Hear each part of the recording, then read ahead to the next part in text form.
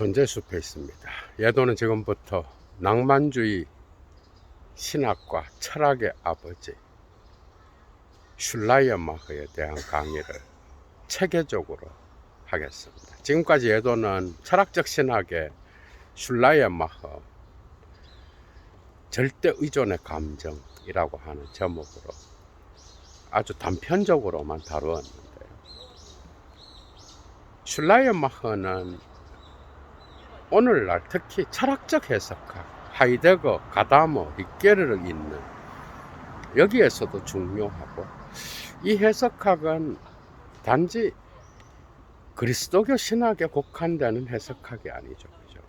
이것은 모든 텍스트를 읽는 것에 영향을 미친 철학 텍스트, 문학 텍스트, 모든 종교 고전의 텍스트들을 읽는 데에 나타나는 해석자와 저자, 그 다음에 텍스트의 관계, 이런 것들을 이제 보편적으로 다루는 그런 학문이 됐는데요. 어떻게 보면 슐라이어마흐는 그리스도교 신학, 특히 개신교 신학자로서 출발하지만 그가 철학에서 말하는 그런 종교론으로까지 끌어올린 배경은 확실히 슐라이어마흐는 자기가 속해 있었던 개신교 전통, 프로테스탄티스무스에 만족할 수 없는 그런 사람이었다. 그리고 낭만주의, 독일의 낭만주의를 함께하는 그런 대가야. 그래서 아주 중요한 인물이에요, 슐라이어마흐는.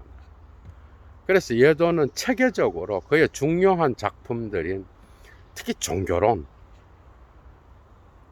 1799년도에 출간된 이 작품과 헤르메노이틱, 운트크리틱, 이것은 사후에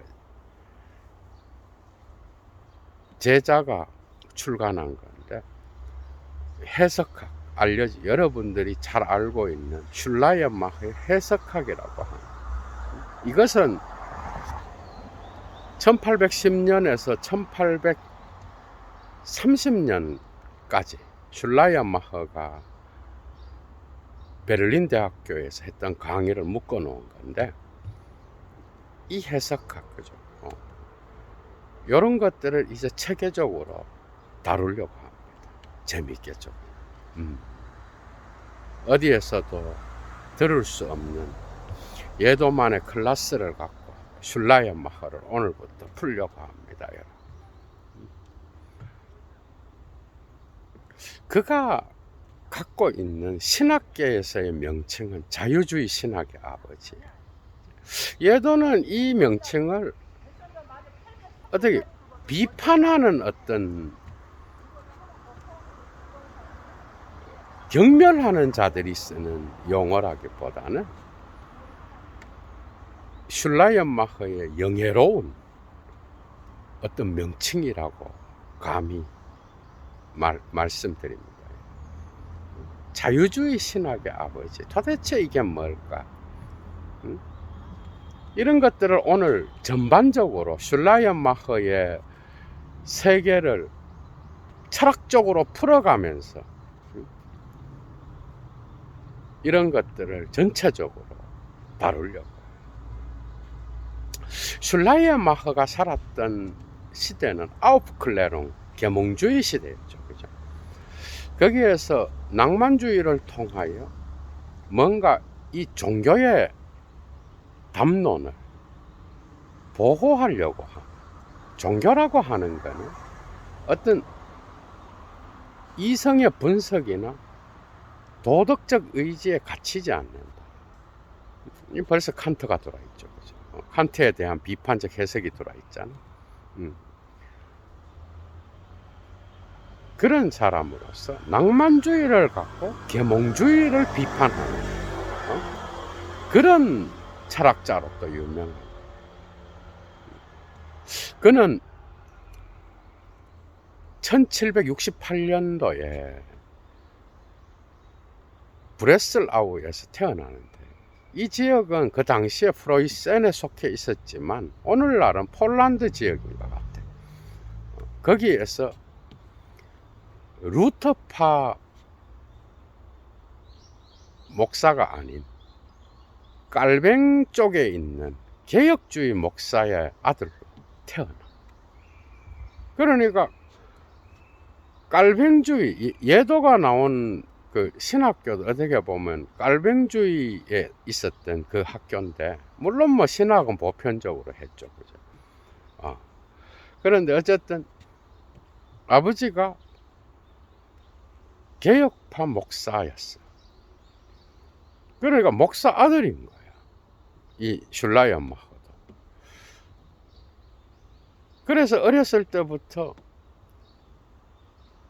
아주 충실한 어떤 깔뱅주의의 어떤 교육을 받고 자랐겠죠, 그죠? 그런데 여기에 더하여 그의 부모님은 또한 그 당시에 프로이센을 중심으로, 독일을 중심으로 일어났던 경건주의, 모라비안 경건주의에 경도되어 있었던 그런 신앙생활을 하고 있었다. 그러니까 슐라이언마허가 커서 어떤 일반 대학교에 가는 게 아니라 모라비안 경건주의 학교에 들어갈 정도. 그러니까 경건주의는 뭔가 하면은, 쉽게 말하면 다른 게 아니라 루터를 통하여 종교개혁이 일어나잖아.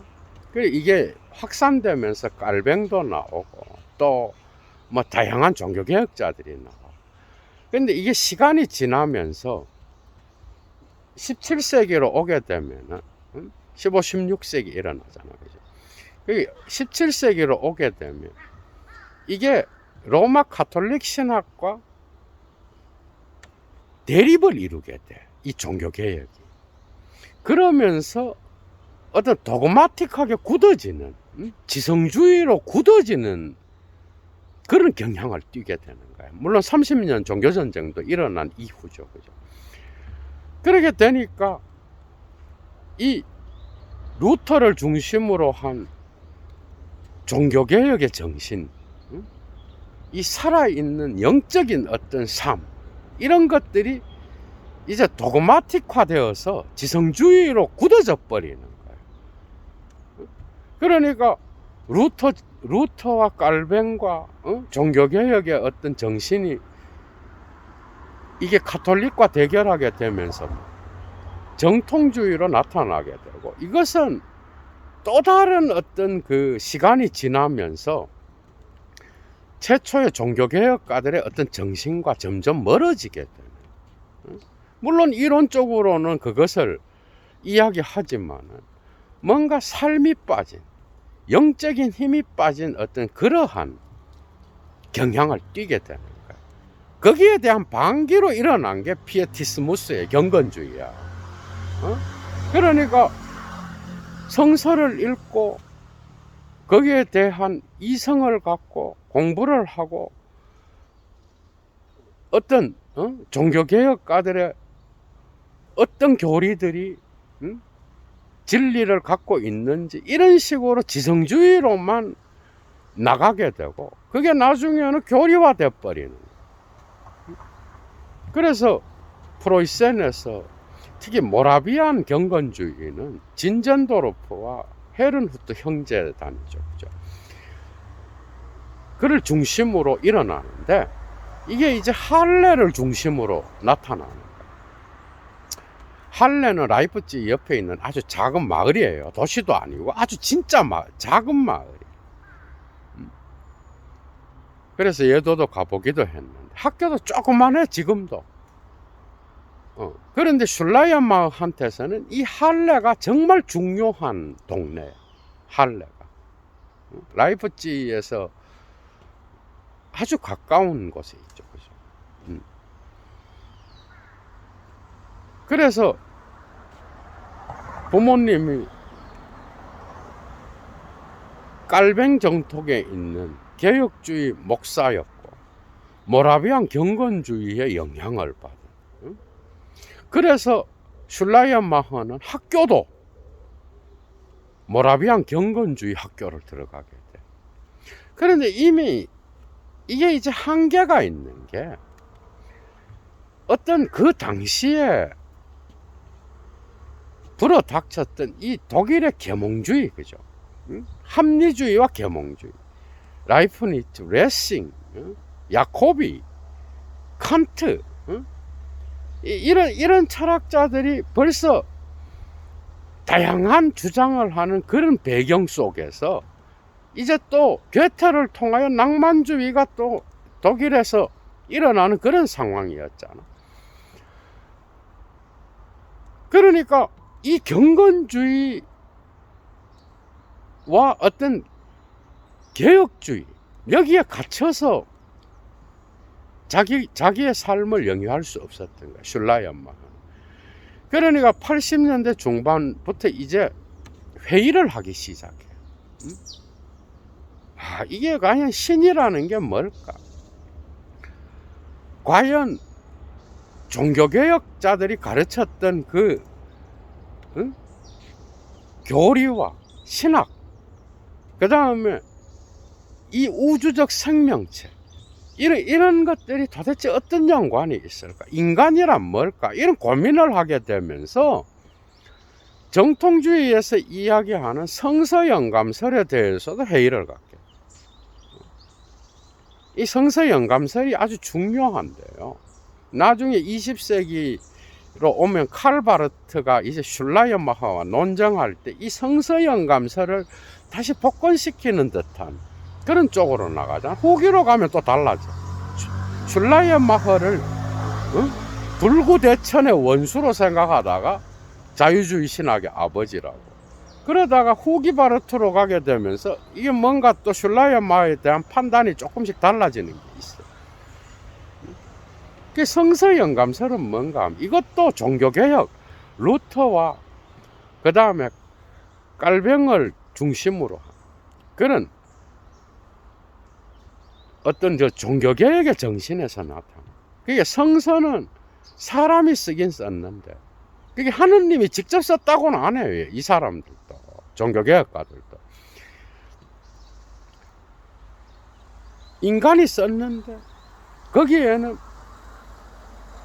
하나님의 영을 통한 어떤 영감의 인도가 있다라는 거예요. 그래서 성서는 하나님의 뜻과 계시를 포함할 수밖에 없는. 그래서 성서 영감은 나중에 무어로 가. 그래서 하나님의 말씀은 어떤 성령의 인도를 통하여 기록되었고 그 영감에 의해 쓰여졌기 때문에 정황무어하고 틀린 게 없다. 뭐 이런 방식으로까지 나가게 됩니다. 그래서 슐라이언마허는 이런 것들이 다 마음에 안 드는 거야. 이 뭐야 이거? 뭐 이래 되는 거야. 그 당시에 이미 이 철학에서는 계몽주의가 나타났고요. 이미 낭만주의가 시작되었던 그 시점이었어요. 그래서 종교에 대해서 깊이 있게 사유할 수 있는, 그러니까 회의론자가 되는 거야. 그래서 아버지한테 이제 할레 대학교로 가면서 이게 확실히 굳어져 버려. 이런 의심들이. 그래서 아버지 허락을 받아. 모라비안 경건주의 학교에서는 내가 도무지 견딜 수가 없다. 그래서 자기를 할레 대학교에 어떤 신학부로 공부를 하도록 허락해 달라. 그래서 거기에서 이제 할레 대학으로 가게 되면서 거기서 의심이 더 굳어져 버려요. 자유주의 신학의 아버지가 될 수 있는 건 할레 대학이었어요. 그 당시에 합리주의의 대가였던 볼프가 있었고 에버하르트라고 하는 그 고대 그리스 철학의 대가. 그러니까 에바르트로부터 플라톤 철학과 아리스토텔레스 철학, 특히 니코마코스 윤리학을 상당히 좋아했어. 그 철학에서도 정말 중요한 인물이에요, 슐라이언마흐는. 특히 독일 철학에서는 아주 중요한 게, 그가 80년대 초반에 베를린 대학교에 이제 가게 되면서 교수로, 한 그 전부터 이 플라톤 대화편을 독일어로 번역한, 거의 뭐 상당히 많은, 플라톤의 전집에서 상당히 많은 부분을 번역한 자였죠. 슐라이언마흐의 업적은 대단합니다. 이런 거는. 그 이전에는 플라톤의 대화편을 그리스어로 읽든지 뭐 혹시 라틴어로 번역된 게 있으면 읽든지 뭐 이랬다고. 그걸 번역했다. 엄청난 업적이죠, 그죠? 이 슐라이언마흐의 업적 잘 몰라, 사람들. 그러니까 슐라이언마흐 하면은 그냥 뭐 신학자 이래. 아니요, 이 철학에서도 대가야, 슐라이언마흐. 오늘날까지 언급되는. 그러니까 예도가 강의를 하죠, 그죠? 하도 강의가 많아서, 해야 될 강의들이 많아서 슐라이언마흐는 접어뒀는데 이제 체계적으로 해야 되겠다라는 생각이 든 거예요. 그래서 할레 대학으로 옮기면서 볼프와 에버하르트, 그 다음에 또 중요한 한 사람이 제물러라고 하는 신약 성서 비평, 역사 비평학자가 있었어요. 이 사람도 대가예요. 신학 공부를 할 때 이 사람을 뺄 수가 없을 정도예요. 이렇게 공부를 하면 성서 비평을 공부하죠. 그 다음 이 계몽주의 영향이잖아, 그죠? 그 다음 거기에서 또 그 당시에 스피노자가 나왔어. 이게 칸트와 스피노자를 또 접하면 이 스피노자 철학이 또 낭만주의랑 연결될 수 있는 부분이 있잖아. 특히 데우스 시베 나투라라고 하는 이 라틴어 개념. 그러니까 자연과 함께 있는 신의 개념. 일자로서의 자연, 능산적 자연으로서의 신, 실체로서의 이 개념이 어떻게 보면 슐라이언마흐의 철학에 그대로 들어왔다고 해도 과언이 아니에요. 이것은 독일의 특성을 가진 그 낭만주의 정신과 또 일치해. 이런 배경들이 이제 그가 그의 아버지를 통하여 그가 속해 있었던 이 종교개혁 전통에서의 신학의 방법론을 거부하는 그런 계기가 돼. 그래서 그냥 거부해버려.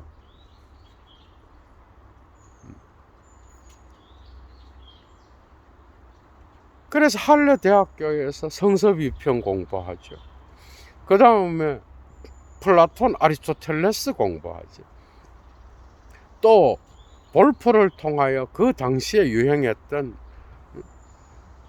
근대 철학의 합리주의 정신을 또 공부하지. 이러면서 다양한 방식으로 자기의 의심을 해소해 나가는 그런 길을 간다고.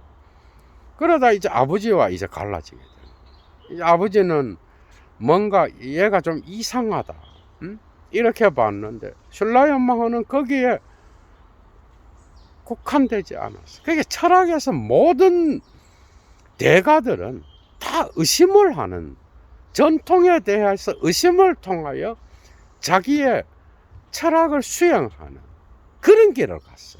그게 슐라이언마흐도 할레 대학교에서 엄청나게 많은 어떤 그 자기 전통에 있는 신학의 문제점들을 의심의 눈으로 바라보면서, 그 다음에 칸트, 스피노자, 볼프, 플라톤, 아리스토텔레스, 이런 대가들을 만나면서 자기 방식대로 이제 자기의 세계를 펼쳐나가는 그런 길을 찾게 돼. 그래서 공부를 끝내고 90년대 초중반에 안수를 받고 96년도에는 이제 베를린으로 떠나게 되는데 이게 아주 중요한 계기가 되는 거예요. 그러니까 슐라이언마흐는 할레와 베를린 이 두 도시가 그의 삶에 결정적인 영향을 미치고, 베를린에 가서 이제 목사로서 사목 활동을 하면서 슐라이언마흐는 슐레게를 봅니다. 이게 결정적인 거예요. 그러면서 낭만주의의 어떤 대가였죠, 그죠? 문학 운동의 대가를 만나면서 자기의 어떤 그 신학적 지식과 철학적 지식을 통합할 수 있는 어떤 계기를 90년대 중반에 마련하게 돼요.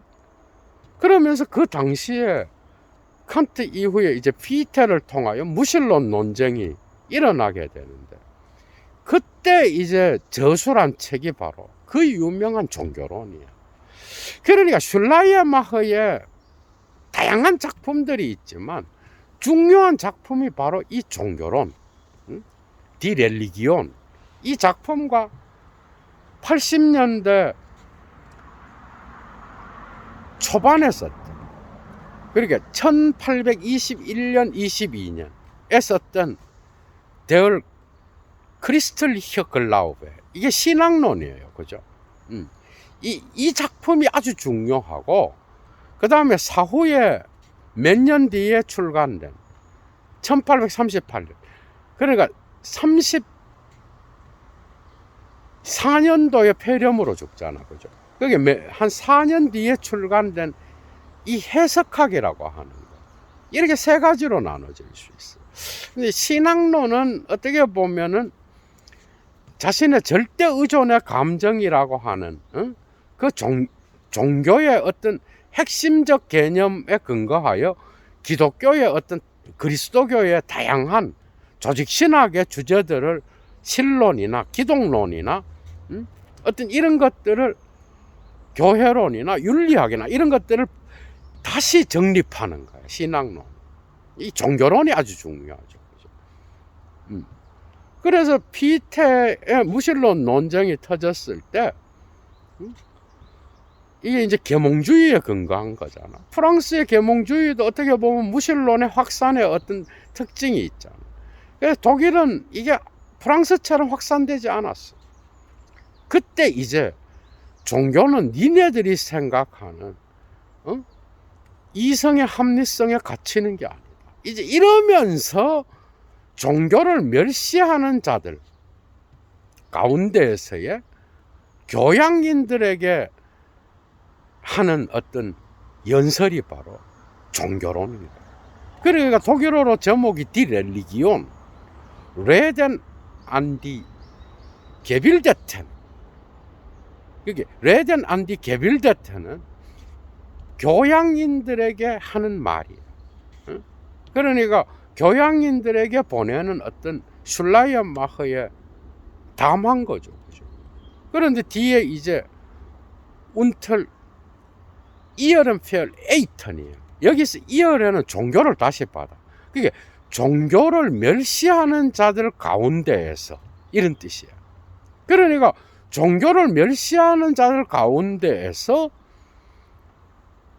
그 교양 있는 자들에게 하는 말이 바로 슐라이언마흐의 종교론. 이게 종교는 니네들이 말하는 어떤 합리적 이성으로서 뭔가를 이렇게 합리적이 아니면은 거부할 수 있는 그런 게 아니다. 이건 세밀하게 따로 다루겠습니다. 오늘은 슐라이언마흐 세계 전반적인 걸 다루는 거예요. 그러면서 종교는 이성의 합리성이 아니라 우주적 힘을 직접적으로 느끼는 감정이요, 직관이요, 게필이요, 안샤웅이요. 이렇게 하면서 자신의 어떤, 이게 대작이죠, 그죠? 이거는 정말 중요한 작품이에요. 그래서 이게 자유주의라는 거야, 이게. 응? 웃기는 개소리인 거지. 자유주의는 무슨, 그게 술라이안마흐는 어떻게 보면 새로운 시대에, 새로운 시대 정신에 맞게 종교를 변호한 자예요. 이 종교론은 어떻게 보면은 그리스도교 교리학에 묶이는 그런 한 책이 아니야. 이거는 종교 철학 일반적인, 이 불교와도 대화할 수 있어. 스피노자의 철학이 불교와 대화할 수 있잖아, 그죠? 슐라이안마흐의 종교론 역시도 그런 작품. 우주적 힘. 그러니까 어떤 그리스도교의 신의 개념을 이야기하는 것보다는, 신도 이야기하지만 어떤 이 우주적 힘과 인간의 감정에 맞는 이 낭만주의죠. 그래서 종교는 니네들이 이성으로 이해가 안 된다 그래서 무시하고, 그리고 또한 어떻게 보면 칸트가 들어와 있어. 칸트를 극복하려고 하는 거야. 그런데 칸트의 인식론은 끝까지 갖고 가요. 이게 이런 게 이제 중요한 거야. 이런 게 이제 여러분들이 잘 모르는 걸 거예요. 그러니까 칸트의 인식론을 받아들여. 그런데 칸트의 실천 이성 비판은 거부해버려. 그리고 어떻게 보면 판단력 비판도 슐라이안마흐의 이러한 우주론적 감정으로서의 종교와 만날 수 있어. 그 미학도. 그러니까 칸트가 말했던 종교는 어떤 도덕의 보편적 원리, 그거를 의지적으로 실행하면서 나타나는 어떤 이성 안에서의 신의 요청으로서 국한되는 게 아니다. 종교는 도덕도 아니요 이성도 아니다라는 거예요. 그것보다는 오히려 우리가 이 생명력으로 넘치는 이 우주적 힘을 직접적으로 경험하는 감정이요 직관이다 이 말이에요. 이게 먼저 있었다 이 말이야. 이게 자유주의인가 이게. 응? 계속 풀어나가겠습니다. 재미있죠, 그죠? 뭔가 이게 들어오면서 전반적인 거를. 그게 예를 들면 이런 거야. 슐라이안마흐는 칸트의 어떤 감각 직관의 개념이라든지 또한 오성의 개념을 받아들여. 지성의 개념. 그런데 예를 들면 베그리프와 우어타일을 나눠. 이런 것들이 중요한. 우어타일. 칸트가 오성의 어떤 개념에 놓았던 이 판단이란 개념. 이것을 개념과 나누면서 판단은 오히려 감각 직관과 관계된 경험적인 것과 더 관계되는 거고, 물론 지성의 활동인데 두 개 다 개념은 보다 더 사변적인 어떤 통일성과 연관된다고 본 거예요. 그게 칸트의 인식론 안에서, 그죠? 이런 개념과 판단의 개념을 나눠서 또 자기가 만들어내는 이런 것도 있어. 그런 이런 지성의 작용에 머무르는 게 아니라 오히려 종교는 감정이라는, 신이 창조한 이 세계의 우주적 힘과 우주적 생명력과 만나는 거라는 거야. 이 스피노자 냄새 나죠, 그죠? 그러면서 종교를 멸시하는 자들 가운데서 이 교양인들을 니네들은 종교가 이런 거라서 없다 그러는데 웃기는 개소리 하지 말라 그러면서 종교를 이야기한다고. 그러니까 이 종교로는 어떤 루터의 뭐에 아니면 깔뱅이의 어떤 개혁주의, 성서 영감설 이런 데 갇히는 게 아니에요. 어떤 성서 텍스트를 하느님의 영을 통하여 인도를 받고, 그래서 그 말씀과 더불어서 이 기독론이 이제 제일 문제가 돼. 그래서 슐라이언마하를 자유주의 신학자. 그게 루터와 종교개혁자들의 어떤 핵심적인 교리는 뭐예요? 믿음으로 구원을 받는다. 그런데 그 믿음으로 구원을 받는 거는 이 자연신학 안 된다는 거예요. 어떻게 보면 슐라이언마하는 자연신학 쪽에서 있어요. 그거 안 되고 오직 그리스도를 통해서 구원을 받는다. 이 바르트가 나타나서 이제 로마서를 쓰면서 이런 것들을 또 박살내잖아. 슐라이언마하 이런 것들. 그러니까 이러한 어떤 기독론의 중심에 서 있는 종교개혁의 어떤 교리를 거부해버려. 이 종교론이 아주 중요한 게 그거예요. 그러니까 이런 것 교리들은 인간의 어떤 종교적 진리의 경험, 체험의 2차적인 거라는 거예요. 여기에 충격적인 거죠. 그죠? 이게 1차가 아니라 1차는 인간이 경험하는.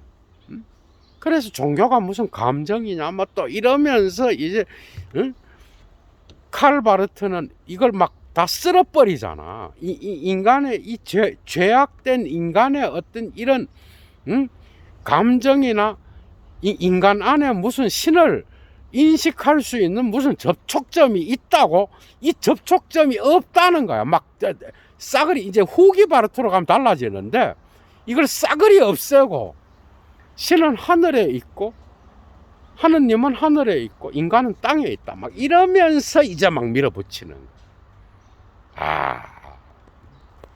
이 바울이 이제 살아나죠. 그런데 그래서 자유주의 신학은 뭐예요? 핵심적인 게 뭐예요?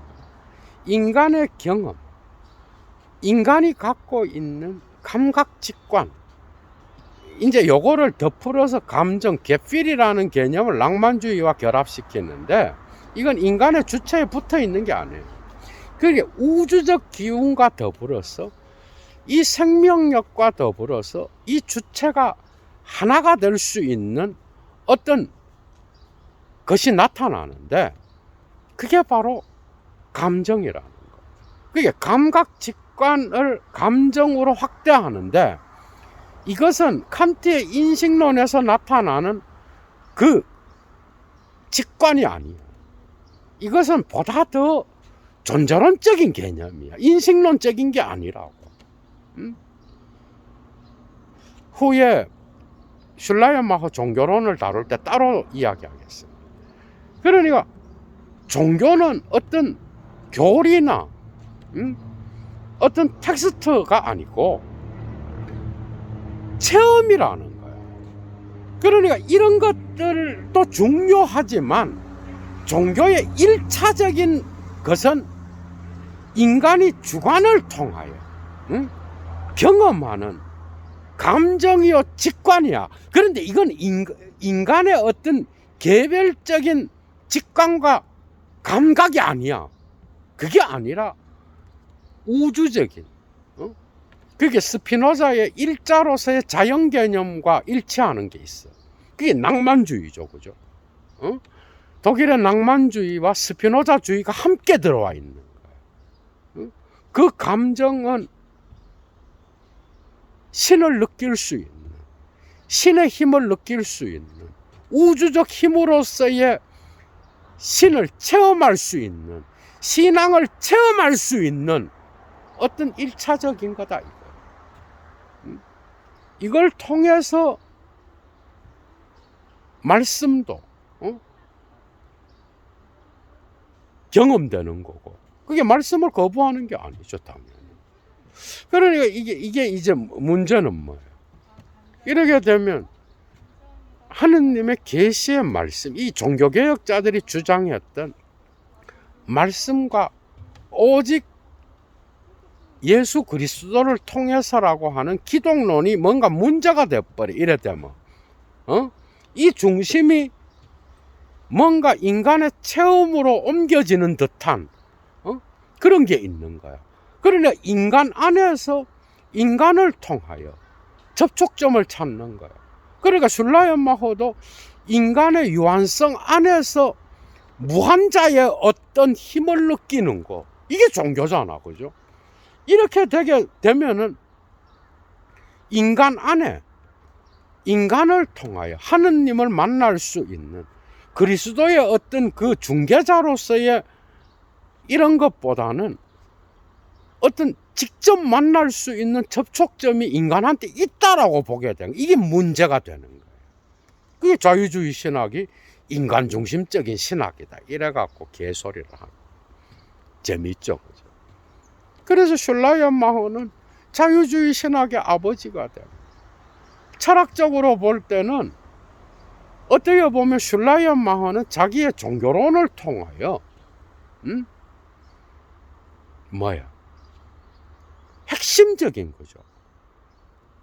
그냥 어떤 교리 신학에 국한되지 않고 종교 철학으로 뭔가 조금 더 보편적으로 올라온 그런 철학자로 나타난 거예요. 이거는요, 이 종교론은, 교리 신학은 사실은 뭔가 이 개혁주의 정통주의라든지 무슨 루터와 종교개혁자들을 통하여 나타난 정통주의에 만약에 슐라이언마허가 머물러 있어봐, 그건 무슨 철학자야?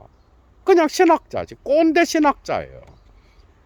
그런데 이 종교론은 오늘날 특히 20세기에 나타나는 다양한 종교다원주의와 대화할 수 있는 그런 보편적 장을 열어버렸어요. 슐라이언마허가 대단한 건 이런 거예요. 화이트헤드의 과정과 실제와도 대화해도 전혀 손색이 없는 작품이 바로 슐라이언마허의 1799년도 종교라는 종교론이에요, 여러분. 재미있죠, 그죠? 그래서 이제 이 작품을 통하여 계몽주의자들, 무신론자들과 이제 논쟁을 벌이고, 그래서 1804년도에 할레 대학교에서 신학부 교수로 불러. 그래서 가요. 가는데 몇 년 있다가 슐라이언마허가 그 정교수가 돼. 그러니까 뭔가 너의 종교론은 정통주의 신학에 맞지 않다 그래서 거기서도 다른 교수들이나 어떤 적들이 많이 생기겠죠, 그죠? 특히 이런 자기의 철학을 수행하는 자들은 일평생 적들이 있어. 그래서 시달리다가 오히려 인기가 있어져서 정교수가 돼. 그런데 이제 나폴레옹 전쟁을 통하여 할레 대학교가 폐쇄돼. 그래서 베를린으로 다시 오는 거예요. 다시 와서 훔볼트가 이제 베를린 대학을 세울 때에 엄청난 역할을 해, 슐라이언마허가.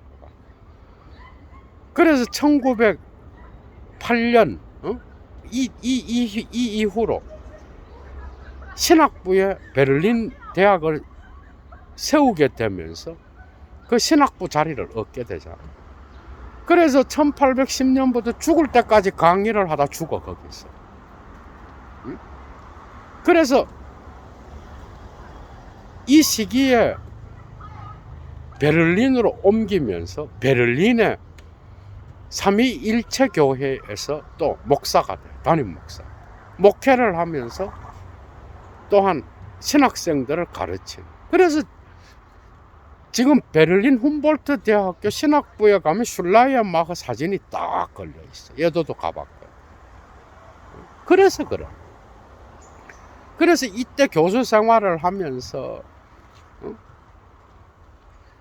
특히 독일에서의 어떤 그 당시에 루터 교회와 깔뱅 교회, 개혁 교회를 통합하려는 노력을 하고 어떤 논쟁에 시달리기도 하고, 그래서 파문을 당할 위기도 있었고, 그러나 끝까지 그런 일은 일어나지 않았어요. 적들의 공격은 항상 있었죠. 그죠? 그래서 이러한 시기에 어떤 종교개혁의 정신을 통합시키려고 노력했고, 그죠? 깔뱅주의와 루터주의를 결합시키려고 하는 그 과정에서 어떤 자기의 신학론을 또 집필하게 된 거예요. 그리고 해석학을 같이 공부하게 돼요. 학생들에게 강의를 하게 됐고, 그 다음에 중요한 게 플라톤 전집의 특히 대화편들을 번역하면서 자기 말년을 보내게 되죠. 비교적 편안하게 학술 활동을 하면서 책을 집필하면서 지내고, 또 통합을 위한, 개신교회의 통합을 위한 어떤 일을 하다가 1834년도에 폐렴이 와서 죽게 돼. 그래서 삼위일체 교회의 묘지에 묻히기까지, 그죠? 슐라이언마 일정이 이제 나타나. 그런데 과연 슐라이언마허가 그리스도교의 어떤 옹호를 위하여, 교리의 옹호를 위하여 종교론을 썼다. 그럼 슐라이언마허는 철학자가 될 수 없어요. 그냥 교리 신학자지 뭐. 그런데 종교론에서 그런 업적을 이뤘을 뿐만 아니라 해석학에서도 또 그래요. 그러니까 이 해석학이 물론 성서 비평을 사유하면서 다양한 방식으로 성서 텍스트를 읽을 때 나타나는 그 현상들을 고민하면서 나온 것도 있겠죠. 그죠?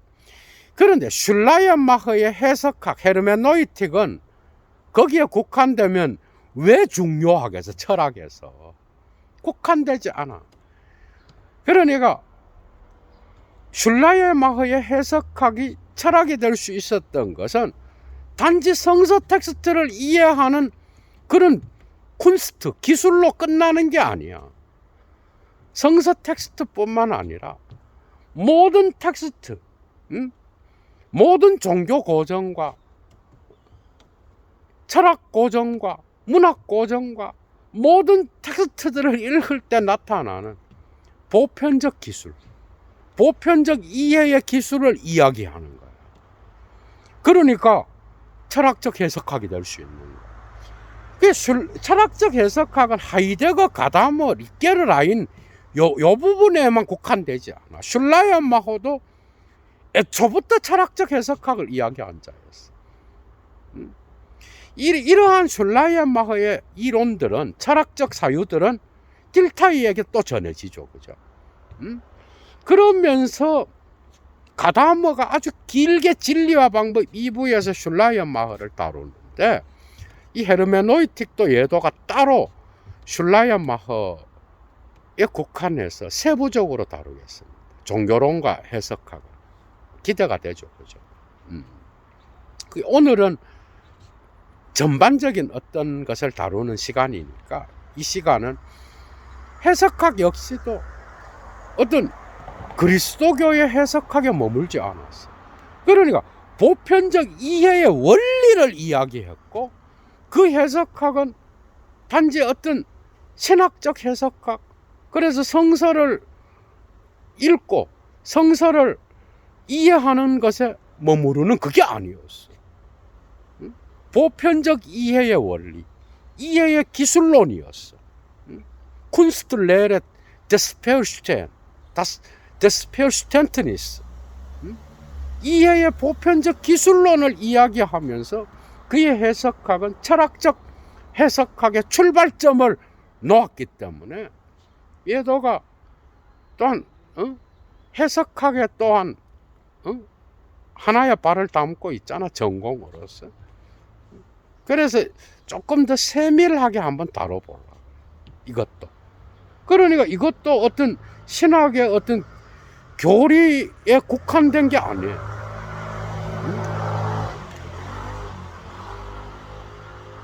그래서 도대체 어떤 방식으로 그의 해석학이 구성되는지 그것도 체계적으로 따로 강의를 하겠습니다.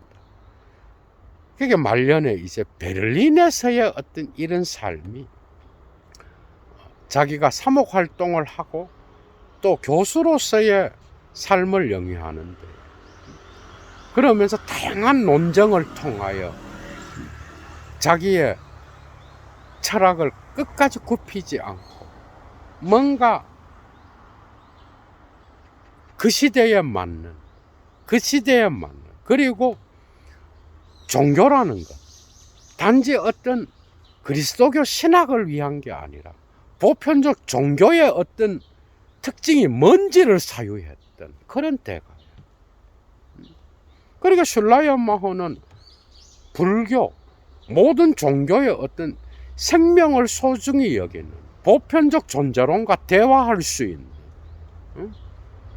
그런 급으로 올라가는 거예요. 그게 자유주의 신학은 뭐예요? 그리스도교, 특히 개신교 전통 안에서 그 교리에서 뭔가 루터와 깔뱅을 통하여 나타난 종교개혁의 정신에 국한된 성서 중심, 그리고 그리스도 중심적인 구원론, 이런 것들을 깨버리고 보편적인 어떤 인간이 어떻게 종교의 절대적인 어떤 힘을 경험하는지 이것으로 옮아가면서 오늘날 종교 철학에서 말하는 그러한 다양한 종교다원주의적인 주제들에도 결코 뒤지지 않는 그런 종교 철학자로서 슐라이언마허가 나타나게 됐다. 자유주의 신학의 아버지는 어떤 정통주의에서 칼바르트의 공격을 받았던 그러한 어떤 불명예스러운 명칭이 아니라 예도는 오히려 그리스도교의 어떤 신학의 어떤 것들을 보편적 종교 철학의 담론으로 끌어올린 영예로운 명칭이 자유주의 신학의 아버지가. 예도는 그랬어요. 여러분 도움 많이 됐죠, 그죠? 건강한 주말 보내시고요. 좋아요 잊지 마시고 여건이 되시는 분은 사막의 철학을 위하여 예도TV를 후원해 주시기 바랍니다. 자발적 수업료겠죠. 예도 물러갑니다. 추스.